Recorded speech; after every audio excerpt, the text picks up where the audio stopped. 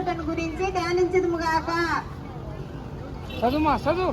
నా రక్షకుడైన యేసువా, మీ ప్రేమను తిరస్కరింపజేసిన నా దుర్గుణములను ఈ లోకాసులను జయించుటకు మీరు కపాలా కొండకు పోయినప్పుడు పొందిన బలహీనత యొక్క ఫలమును చూచి నాకు మీ వరప్రసాదములను దయచేయండి.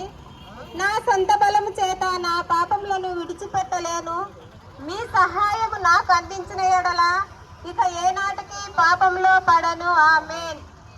పరలోకమందునుడు మా యొక్క తండ్రి, మీ నామం పూజింపబడును గాక, మీ రాజ్యం వచ్చును గాక, మీ చిత్తము పరలోకమందు నెరవేరినట్లు భూలోకమందు నెరవేరును గాక.